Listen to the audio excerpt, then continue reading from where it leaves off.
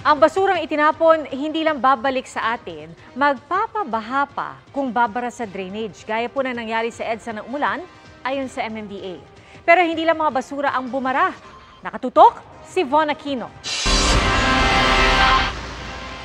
Matapos ang malalakas na ulan kahapon, biglang binahang ilang bahagi ng EDSA, tulad sa EDSA northbound sa tapat ng Camp Aguinaldo. Sabi ng DPWH Quezon City at MMDA, bumara sa drainage doon ang mga basura. Malalaking semento, pati ang malaking plywood na ito. Gumawa po tayo ng malaking drainage dyan para madala yung tubig papunta sa Lagarian Creek. Unfortunately, pag sobrang lakas ng ulan, nagkakatubig po dyan dahil nababarahan po yung creek, yung ating drainage. Ang mga semento posible raw na galing sa binakbak na kalsada na posibleng hindi nakuha kaya napunta sa drainage. Gumagana rin daw lahat ng mga pumping station. Regular naman daw nilang nililinis ang mga drainage. Kaya pakiusap nila sa publiko, tigilan na ang pagtatapon ng basura sa kung saan-saan. Ang DPWH Quezon City patuloy raw na i-check ang mga nagbarang drainage kahapon. Ang DPWH naman, ang mandate naman niya is maintenance ng ating mga roadway. So, isinama na natin dyan yung mga, and isama na rin sana yung pag-clearing nga ng mga inlet. Para tugunan ng pagbaha sa Metro Manila, sabi ng MMDA, binabalangkas na nila katuwang ang DPWH at mga lokal na pamahalaan ang 50-year Drainage Master Plan na popondohan ng World Bank. Para sa GMA Integrated News, Von Aquino, nakatutok, 24 oras.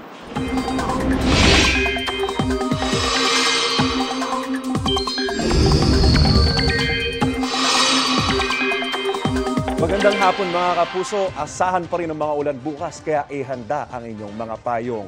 Base sa rainfall forecast ng Metro Weather sa Metro Manila, mataas ang tsansa ng ulan pagsapit ng hapon. Halos buong araw naman uulanin ng Luzon.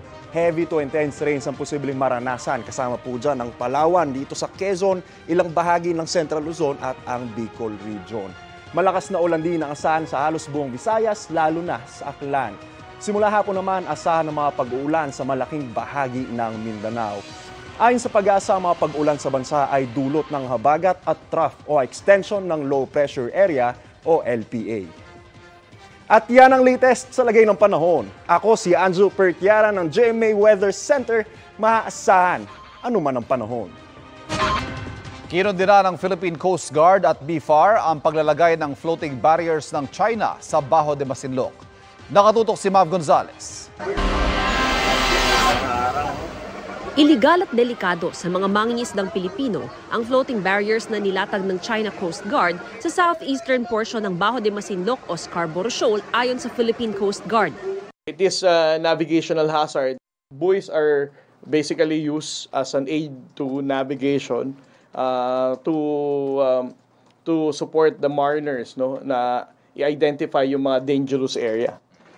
Pero itong pagkakataon na to, they are using floating barrier, no, para pagbawalan ang mga Filipino fishermen na makapasok sa loob ng shoal. Dinokumento raw ito ng PCG at iniulat sa National Task Force for the West Philippine Sea. Ipinapaubayan na raw nila sa DFA at DOJ ang gagawing legal at diplomatic action. May underwater survey na rin ang PCG na iginiit na hindi nawala sa Pilipinas ang kontrol sa Baho de Masinloc. Si Senate President Juan Miguel Zubiri hiniling sa PCG na agad alisin ang illegal na floating barriers. Ito pa lang daw ang namonitor ng PCG na floating barrier ng China. May minomonitor pa raw ang PCG na ibang maritime features sa ating exclusive economic zone para makita ang kondisyon sa ilalim ng tubig. Ang BRP Sindangan at BRP Cabra naman ng PCG pabalik na sa Puerto Princesa mula Rosul Reef at Escoda Shoal. Muli silang kumuha roon ng mga bagong video na ipadadala sa UP Marine Science Institute para malaman ang lawak ng pagkasira ng mga bahura. Kaugnay sa sinabi ng China na nagdudulot daw ng polusyon ang BRP Sierra Madre at lumilikha lang daw ng political drama ang Pilipinas. We don't do drama. We produce factual events, truthful narratives. We don't make up stories. Para sa GMA Integrated News, Mav Gonzales, nakatutok, 24 oras. The heat is on sa pagbubukas ng Season 99 ng NCAA. At yan ang tinutukan live ni Aubrey Carampel. Aubrey? Nelson, siksik, liglig at nag-uumapaw ng performances ang opening ceremonies ng NCAA Season 99, New Heroes of the Game. Sinimula ng programa sa song number ng ilang Sparkle artists with SEA Games Rhythmic Gymnastics gold medalist Daniel De La Pisa at cheerleaders from NCAA member schools. Nag-perform din ang P-pop group na First One. Pumarada rin ang mga atleta mula sa 10 NCAA member schools. At nagbigay ng mensahe si GMA Network Chairman and CEO, Attorney Felipe L. Gozon. The NCAA has the distinction of being the first and premier collegiate athletics association of the Philippines.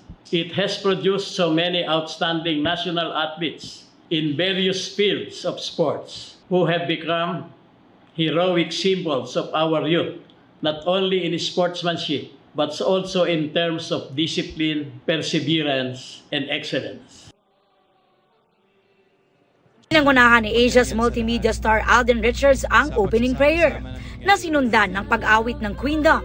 Sina Rita Daniela, Jessica Villarubin, Thea Astley, Marian Osabel, Hannah Presilas at Asia's limitless star Julian San Jose. Si Julian din ang kumanta ng bagong theme song ng NCAA. Naroon din si Julia Montes, ang 5 breakups in a romance co-star ni Alden. Ipinakilala na rin ang newest batch of courtside reporters at nagsilbing hosts sina Martin Javier, Mateo Gidicelli, Faith De Silva at Ara San Agustin. Ipinakilala ang bumubuo ng NCAA Season 99 Policy Board and Management Committee sa pangunguna ni Dr. Vincent K. Fabella na President ng komite at host school na JRU. Kasama rin si GMA Senior Vice President and Head of GMA Integrated News, Regional TV and Synergy, Oliver Victor B. Amoroso. Pinangunahan naman ni JRU Heavy Bombers Men's Basketball Team Captain Ray De La Rosa ang Oath of Sportsmanship. Pagkatapos nito, formal nang binuksan ang NCAA Season 99. Nelson, sobrang intense and exciting ng buena manong laban ng Season 99 sa pagitan ng defending champs na Letran at host school na JRU at nanalo po ang Heavy Bombers. Ipinakilala na rin kanina ang AI-generated sportscaster na sina Maya at Marco. Yan muna ang latest. Back to you, Nelson. Maraming salamat, Aubrey Carampel. Mga kapuso, 92 days na lang, Pasko na. At yan po ang mga balita ngayong weekend para sa mas malaking misyon, para sa mas malawak na paglilingkod sa bayan. Ako po si Pia Arcangel. Ako po si Ivan Mayrina mula sa GMA Integrated News, ang News Authority ng Pilipino. Nakatuto kami 24 oras.